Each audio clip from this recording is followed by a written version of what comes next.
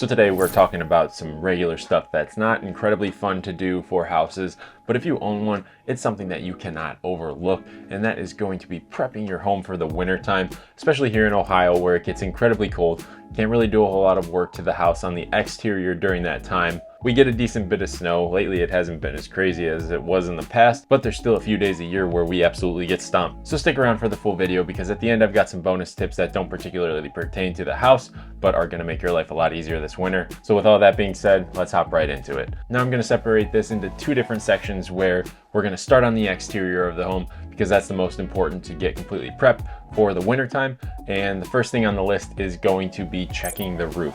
Now, if you don't feel comfortable hopping on your roof, you can have someone come out and do a tune-up for you. Depending on who you hire for it, the price range can go anywhere from $100 to $600. What they're gonna do is they're gonna go up on the roof, they're gonna check for any lifted shingles, they're gonna look at all the vents on the roof and windows, and if anything's looking out of place, they'll either replace boots or reseal. They'll look for any missing shingles that might have gotten blown off with the wind, and just any other abnormalities that might come along with a roof. Now, if you do feel comfortable going on your roof, there's a lot of DIY videos on YouTube on what to look for, but I'm not gonna offer any advice on what to do because there's a lot of safety that goes along with scaling the roof. Next on the list, you're gonna wanna make sure that you clean all of your gutters and downspouts because if those get clogged up, you could run into potential issues with moisture entering your home at the base of it, whether you've got a crawl space or a basement. Clogged gutters is one of the leading causes for foundation issues if you leave it unattended over time, so you want to make sure you keep up with those. As the snow lands on your roof and turns to ice and sits there for a really long time, it's a lot more water that's going to be flowing through it than if it were just raining outside. So that's one of the reasons why it's so important to make sure that it is flowing properly. You really want to make sure that water is directed away from the foundation of your home,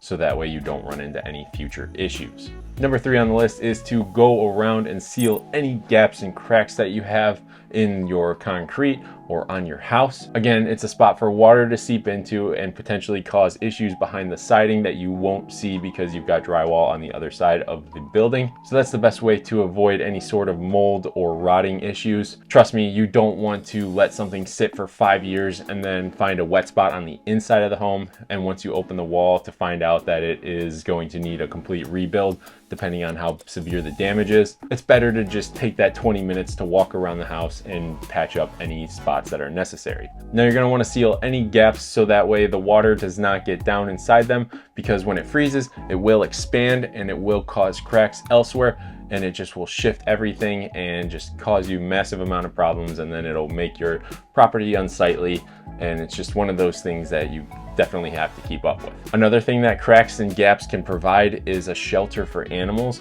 and that's another thing that you don't want to open up a wall and find a mice nest or allow any sort of bugs to get inside, so just keep up with it. Next on the list is going to be servicing the heating system for the home. You're going to want to make sure that the unit itself is clean, get any dust and debris out of there, check your air filters, clean the flame sensor for the furnace, make sure the drain line for the furnace is not clogged. With this, you're just basically trying to protect the longevity of the furnace itself, just so that way you don't have to replace it sooner than needed. And realistically, you should be replacing your furnace filter every month if you have allergies, or every 2 or 3 months if you don't. Number 5 on the list is to protect your exterior plumbing. So you're gonna wanna go around and look for any sort of exterior hose lines. So on the interior of the home, near that hose bib, you're going to have a shutoff for it. You just wanna make sure that there's no water anywhere nearby because it can freeze inside of it, expand, and then cause leaks. And again, that's not something you wanna experience, so you better be safe than sorry. Store any hoses that you keep out during the summer in your basement or in your garage,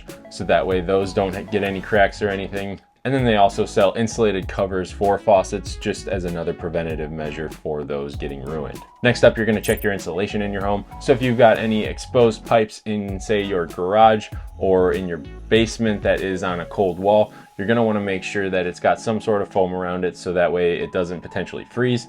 If it's in a garage, there's a pretty good chance that it'll get cold enough unless your garage is heated. And if it's in a basement, realistically, you're probably all right, but it's better to be safe than sorry, in my opinion. The other thing you're gonna wanna do is poke your head into the attic and make sure that you can't see any drywall from the ceiling, so that way you know it's properly insulated. And if you can see it, just grab some insulation from Home Depot and just put it in there so that way all of the cold air cannot work its way downward into the house itself. This one isn't totally necessary, but it is going to definitely make your house more energy efficient if you do it. So again, it's worth the time and the few bucks that you spend to get it properly done. Number 7 on the list, you're gonna wanna take a look around outside, make sure that all your shrubs and trees are trimmed back. If you've got big trees over your house, take a look and see if there's any dead branches that are dangling over top your home, because those could potentially fall and damage your roof. I know myself personally, I've got over 100-year-old trees that are dangling over my roof, so I got to be incredibly careful during that winter time, because some of these tree limbs are not in great shape, and if they fall, I do not want a surprise on some random day with a stick falling through and shattering my ceiling. And if that does happen during the winter, it is not optimal to make a roof repair during that time,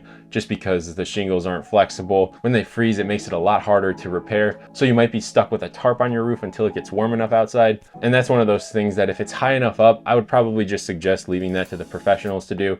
They'll come out with a crane and ropes and everything to make sure it's done properly. If you try to do it yourself, you could hurt yourself very easily. So again, that might not be the right thing to DIY. Number 8 on our list, we're going to be preparing our driveway and sidewalks for the cold weather to come. And that basically just involves the same thing as the concrete around the house. You're just going to want to make sure that any gaps are sealed. And also, this might be the perfect time to stock up on your snow removal tools and different forms of ice melt. Now, me personally, I use rock salt on my driveway. I've heard of it damaging concrete before, but I've never had any issues when I put it down. All I do is right before it snows, I'll put a bunch of salt in the fertilizer spreader and I'll just walk up and down my driveway with it. So that way the snow starts to melt as soon as it hits the concrete. And then once the snow actually starts to stick, it makes it a lot easier for myself to start shoveling and getting it out of the way. And then once it's out of the way, I'll resalt again. Moving to the interior of the home and prepping that for winter, we are going to be on point number 9, and that is going to be testing and maintaining any security systems that you have in the home. The main ones that you're going to want to keep an eye on are going to be your carbon monoxide alarms and also your smoke alarms. So there's a button on your smoke alarms and your carbon monoxide alarm that you can press to test it, and it'll beep if it is working properly. If it does not beep, you're probably going to need to change your battery, but a lot of the time these are going to be hardwired into your home if it is a newer home, and you're basically just making sure everything is functioning properly with this step. Number 10, you're going to walk around the house, check for drafts, and make sure that the cold air that's coming through is not able to get into the home. Again, we're just looking for energy efficiency here. So if it's coming in from the bottom of the door, you can add a door sweep to it so that way it blocks the wind from coming in. If you've got any drafts coming from the windows, you might want to put some shrink wrap plastic over it. That will make it a little bit more efficient and block some of that draft from coming in. And then when it comes springtime, it might be worth taking off the trim and insulating around it with some spray foam or insulation. But if it's still warm enough, definitely do it before the winter time. And that's not something that involves taking out the window. You just have to take off the trim. If you've got a fireplace, you definitely want to get that swept and cleaned. So that way, if you go to light a fire during the winter time, nothing bad happens and all the smoke can get out properly, and if anything combusts inside of there, you don't have the potential of that happening. Make sure the flue is working properly, and if it's not, definitely have some sort of professional come out and fix that for you, because that's one of those things that you need to work properly in order to use it. And then stockpile some firewood closer to the house so that way it can stay dry and you don't have to deal with any sort of weird smells or a lot of smoke coming out of it. Another thing that you can do is reverse the ceiling fans so that way it starts to push the warm air down towards the floor. And that's usually as easy as flipping a switch on the unit itself. Number 13 on the list is going to be to service the hot water tank. And all that really entails is just cleaning it on the top and around it just to make sure that it's nice and clean. Make sure there's no leaks that are dripping onto it, because that can decrease the lifespan of the tank itself. And then the other thing that you're going to want to do is flush it.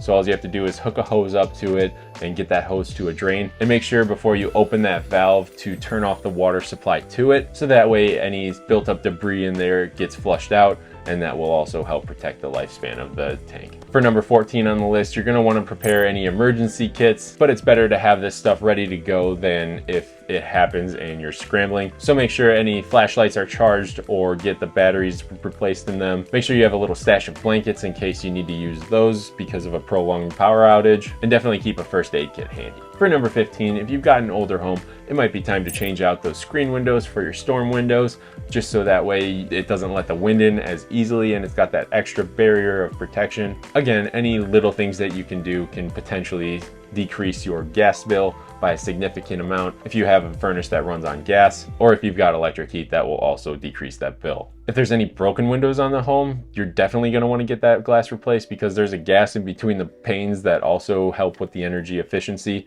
So having those working properly will save you a lot of headache. Now that pretty much wraps it up as far as the different things that you're going to do on the interior and the exterior of the home.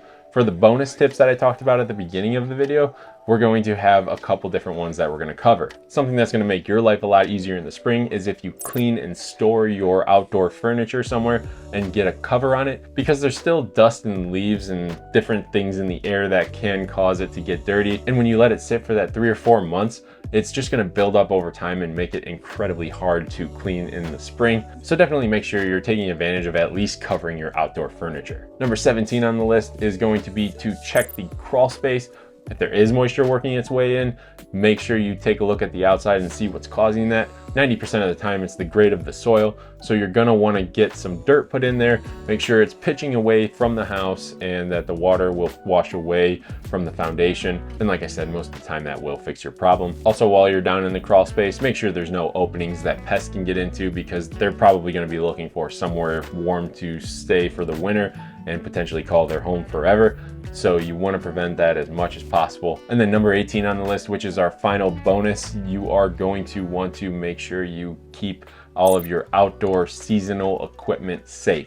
And what I mean by that is if you've got a sprinkler system, make sure you blow air through the lines, because the frost line in Ohio is 32 inches down. And the majority of the time, the sprinkler system pipes are only about 12 inches down, so they will freeze. And all you do to set that up for winter is hook an air compressor up to the lines, blow all of the water out through the actual spigots themselves, and then that will push it into the lawn and keep the spigots dry. If there's any trapped water in there, it will freeze and expand, causing a leak, making your sprinkler system either not have enough pressure to run properly, or it will make it incredibly inefficient. And when you're running sprinkler systems, it is super expensive, so make sure you keep up with that. As far as other seasonal tools that you use, you're gonna wanna make sure you winterize your lawnmowers, your leaf blowers, anything that's a gas-powered tool. And if you've got a pool, you definitely have to keep up with that as well, because frozen water is never a good thing if it's in any sort of mechanical system. So I hope this video helps you get your home ready to get completely prepped for winter. Now, my name's Sam Oler. I'm a realtor in this area, so if you're thinking about selling your home or buying a home, definitely reach out to me. I've got programs that are going to make your life a lot easier. If you enjoy this type of content, make sure you like the video and subscribe to my channel. You can find all of my contact information down in the description if you need to reach out to me. But with all of that being said, I'm going to leave the video there. I'll catch you in the next one. Thanks for watching.